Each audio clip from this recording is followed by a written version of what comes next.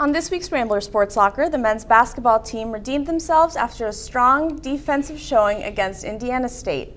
The men's volleyball team continues to hold on to their number 10 spot in the AVCA polls. Also, Dylan Conover and his Ramble analyst talk trade rumors over New England Patriots quarterback Jimmy Garoppolo. RSL reporter Kelsey Frew looks into what's trending. Kelsey? Thanks, Emily. With the football season behind us, baseball season is quickly approaching. See what's trending as players are ready to spring back into action on this week's Rambler Sports Locker.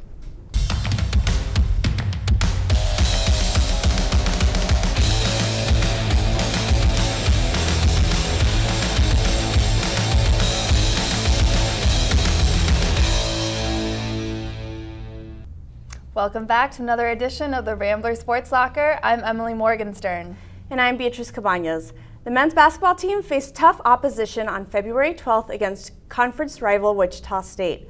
RSL reporter Trisha McCauley tells us the Ramblers' struggles against the Shockers in one of the most anticipated games of the season. Trisha?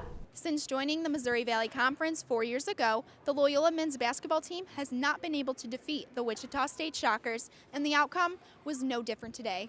The Ramblers held their own, only down by 4 at the half, but the second half got the best of them. Struggling with turnovers and rebounds, the Ramblers fell 81-64 to the Shockers and fell 6-8 in conference play. For the Rambler Sports Locker, I'm Trisha McCauley. Thanks, Trisha. The men's basketball team was looking to erase the sting of a 4-game losing streak facing the Indiana State Sycamores on February 15th. Indiana State had an early lead in their first half as number 30 Sycamore Matt Van Soik pulls a three. The lead wouldn't last long as forward Andre Jackson helped keep the Ramblers come back in the first half, hitting this three-pointer. Jackson consistently adds to his game-high 18 points, putting the Ramblers in the lead for good. The game also saw strong defense from Ben Richardson, who steals the ball from number 4 Brenton Scott. The steal allows Dante Ingram to hit the three. Sycamores crept up to the Ramblers, but a layup from Clayton Custer pushed the Ramblers further ahead. A failed attempt by Scott allows Ingram to take the ball and run the court for this last layup. The Ramblers break their 4-game losing streak, defeating the Sycamores 64-46. Andre Jackson led in points, shooting 56% from the field in the second half.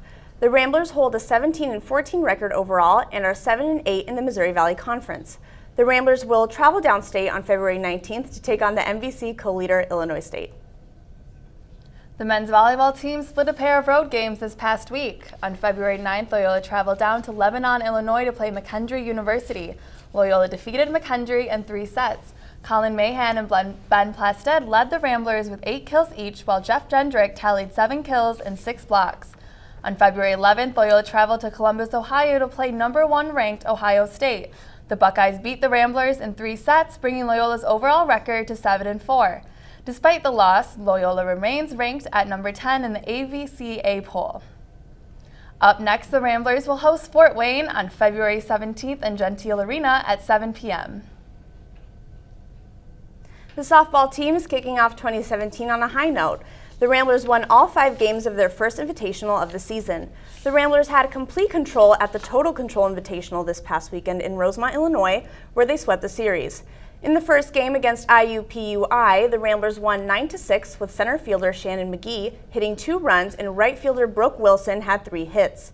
Their success continued into the second game against Western Illinois with left fielder Erica Nagel, catcher Katie Kazupke, and the first base Jacqueline Murphy, each hitting runs, beating the Leathernecks 3-2. Day 2 of the Invitational, the Ramblers played against University of Wisconsin at Green Bay, winning 9-6, then later playing the Detroit Titans, where they won 2-1. The final day of the Total Control Invitational, the Ramblers played Fort Wayne, taking the win with pitcher Kylie Jones striking out a career best of 10 batters. This ended the game with the final score of 6-0. This past week, the women's basketball team suffered another loss to add to their record. Loyola traveled down to Terre Haute, Indiana on February 12th to play Indiana State. The Ramblers lost to the Sycamores 53-32. Brandy Seegers and Tiara Wallace led Loyola with 9 points each, and freshman Lauren Seegers had a career-high 6 steals. The loss brings Loyola's overall record to 2-21 and 1-11 in MVC play. The Ramblers are desperate for a win when they host Northern Iowa in Gentile Arena at 7 p.m. on February 17th.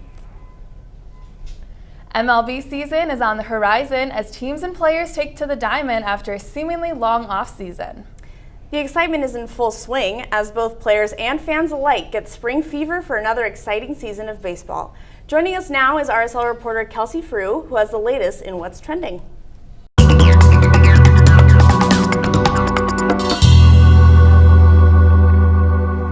Thanks, Emily and Beatrice. There's a lot of excitement in the air as spring training kicked off this week. Teams and fans alike are taking to Twitter to celebrate the upcoming baseball season. Players will make their formal return to the field on April 2nd when regular season games officially begin. Multiple teams try to hype up their fan base for the approaching season using the hashtag #SpringTraining, many of these posts including glimpses of the players hard at work. The Chicago Cubs, of course, are no exception. The official Cubs Twitter page has kept active with posts celebrating last year's World Series title as well as their new Laureus World Team of the Year award, and many more tweets publicizing the upcoming games.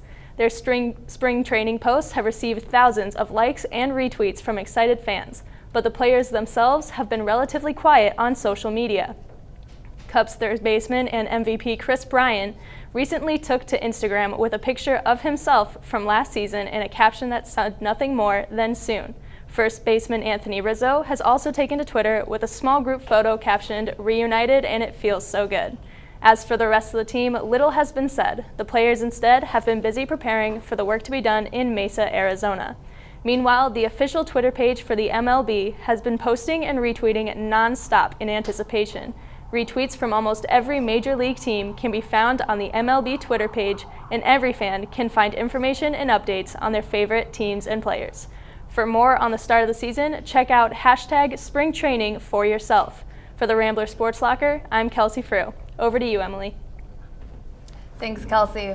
The track and field team competed in both the Aspire D1 Invitational in Geneva, Ohio, and the Chicagoland Championships in Naperville, Illinois this past weekend. Freshman Michael Edwards posted a season best time of 48.71 seconds, placing 18th at the Aspire D1 Invitational. Sophomore Kevin White continued his breakout campaign, making his 800-meter debut.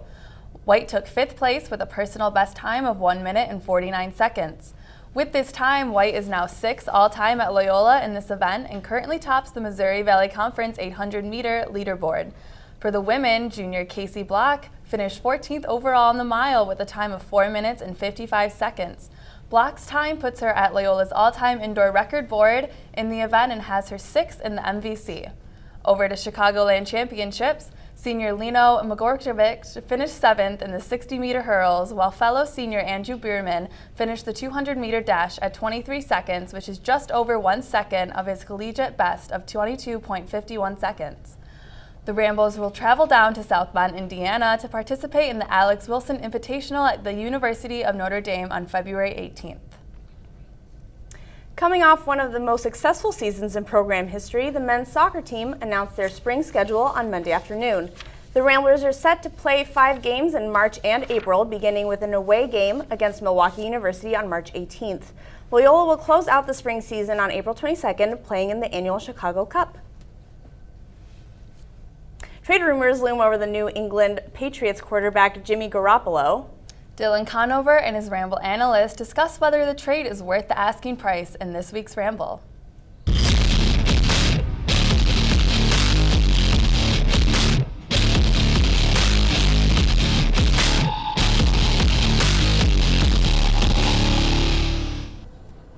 Hi, welcome to this week's Ramble. I'm Dylan Conover, and I'm joined this week by Aaron Onion and making his first appearance, Keith Erickson. Guys, Jimmy Garoppolo, backup quarterback on the Patriots. Is he on the trading block? The rumor is he's worth a 1st and a 4th, or at least that's what the Patriots want. Is he worth it? That's what I'm asking you guys. Aaron, we'll start with you. Yeah, for me, he's definitely worth it. I mean, he's going to be a franchise quarterback in my opinion, and so to get something for him, it needs to be really substantial. Keith? I don't think he is worth it, basically for a few reasons, but the first is just sample size. He's only played really in 2 games. I know he's played 17 overall, but this year the 2 games was to really put him on the map as a tradable player, and I don't know if that's enough to be considered a franchise quarterback. Those 2 games that he started this year, they were really good. I mean, 68 completion percentage, that's what you want in a starter, 500 yards, 4 touchdowns, a quarterback rating of almost 90. What's not to like about the guy, though? I think you just have to put it in the perspective of what team he's playing for, the coach he's playing for, the system that he's in. He's been in the system for 3 years now. He knows the players, he knows the plays, he knows everything about the playbook and everything. So I think that when you put it all into perspective, I mean, Matt Castle took the Patriots to 11-5 one season, and he played 16 And well, I had a games. question for you too, Aaron. I mean, we've seen a lot of quarterbacks have put together a good season or at least good stats. A lot bigger of a sample size, even like Brock Osweiler, even Colin Kaepernick or Nick Foles. A lot of these guys put together good small sample sizes, but when they get the big job, they fail. Like, what makes Garoppolo any different? Right. Well, he's got a small sample size, yes, but the 2 games that he played this year, I mean, it's not like he was playing poor teams. They were really difficult games and difficult situations for him to be in, and he performed at an extremely high level, dealt with the pressure well. He was 14-19 on third downs, and he threw for 195 yards on third downs as well. So, like, in the pressure situations, he's very good. Yeah, no, well, not Keith. Just a question again. If he is a franchise quarterback, from what his stats show, in a draft this year where there's not a lot of good quarterbacks, it seems, coming out of college, why not take the chance? Well, I mean, if you look at the mock drafts, in the top 10, there's 7 defensive guys going right now. So I don't necessarily think most teams are really need Jimmy Garoppolo. A lot of teams need a quarterback, but I think that you can build a team with different quarterbacks and build up your defense, build up your special players and all that. So, okay, what were you going to say? Look, so in the NFL is a league where if you have a good quarterback, you tend to win. Tom Brady, when he doesn't play for the Patriots, I mean, yeah, they went 11-5 with Matt Castle, but they didn't make the playoffs. I mean, the Patriots tend not to be good when Tom Brady's not playing, and Bill Belichick is the same, obviously. So, You got anything to say about that? I mean, I just think that Matt Castle went 11-5. That's 16 games. Garoppolo only played 2. He's not like he's from a big-time college or anything like that. There's not really much we know about him. I just don't think if you put him on any of those teams that really need a quarterback, 49ers, Browns, he's not going to succeed in those situations because they don't really have any players. What's your closing statement? Look, I just think that the Patriots, they just won the Super Bowl. They don't need to do anything. They need a quarterback. Tom Brady's 39 right now. That's the biggest thing for them that they need going forward. So why would you sell someone or get rid of someone with so much upside like Garoppolo? Keith, closing statement? I think Garoppolo did good in those 2 games, but again, you have to take into consideration the small sample size and the team that he's playing for and how they make players look better than they really are. Matt Castle is obviously the biggest example of that, and other backup quarterbacks too. He's a good quarterback, not going to lie, but I'm going to have to go with Keith on this one here. I think that just 2 games is not enough for me, and even if he did put together a good sample size, I don't trust it, especially like you said, in the system that he's in. He's in a very good system. I don't think you could plug him into the Bears, the Browns, the 49ers, any of these teams that need quarterbacks and expect him to put together the numbers.